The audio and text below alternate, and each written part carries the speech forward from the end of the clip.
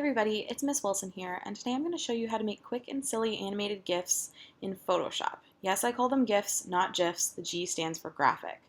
You can make these using tools within Photoshop or images found online, or a combination of both, which is what we're going to do today. We'll start by creating a new document in Photoshop. Make it 500 by 500 pixels, which will give you plenty of space, and create a layer from the background so you can edit it. Now let's make a nice background. I'll choose a pretty blue color, and then I'll use the special effects brush to add some butterflies. And because I'm feeling kind of fancy, we'll make the butterflies rainbow. Right now I'm using the magic wand tool to select the blue background. Now I'll inverse the selection, I'll create a new layer, and run a rainbow gradient over the butterflies. Please go ahead and ignore that Facebook notification. I couldn't edit it out. That looks a little crazy, so we're going to tone down the opacity. So now I'm going to put my cat, Apple, onto this butterfly masterpiece that I've created. Let's zoom in, and I'm going to use the magnetic lasso tool to select her. So I'm just going around the shape of the cat, and you'll notice I made a little bit of a mistake there, so I'm going to go back later and use the Add to Selection tool to fix it. I'm still using the magnetic lasso tool, which is the best one for this job. Now we're going to copy and paste her onto the original image and make her a bit smaller. Now that I have her where I want to start my animation, I'm going to open up the timeline toolbar by going to Window, Timeline, and create a new video timeline here.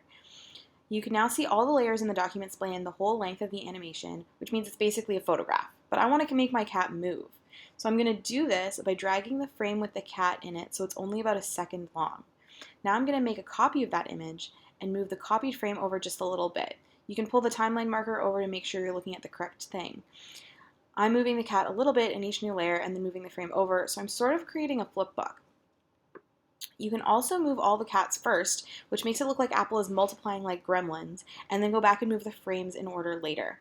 Now we're going to make Apple spin around like she's possessed. So we're going to do this by using the Edit, Transform, Rotate tool.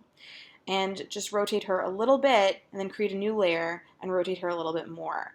If you want to save time, you can also use the keyboard shortcut Control-T to bring up the Transform option. You can do this over and over and over and over and over and over and over and over and over and over again until you have a whole range of motions for the cat. Depending on how long your video is and how quickly you want the cat to move, you may have 5, 10, 15, 20, 100 layers. This is just how animation works. Now, I'm obviously speeding this up for the sake of time. I'm pretty fast with Photoshop, but we all know I'm not that fast. However, just so you know, from start to finish, this task took me a little over 10 minutes. Now, let's go back and move all these frames in chronological order. I also want to make Apple spin faster, so we'll do that by shortening just those frames. You may also want to expand the total length of your video to accommodate all of these spinning cats. I think you get the idea. So let's skip ahead a little bit so you can see the finished product. Oh look, here is a sunset to represent the passing of time. Now that looks pretty good. Oh hey, there's the spinning pinwheel of death.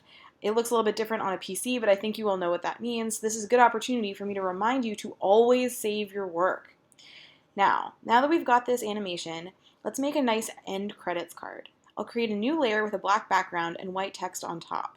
The font is still black, so let's make it white so that you can see it, and also corrects that kind of embarrassing typo.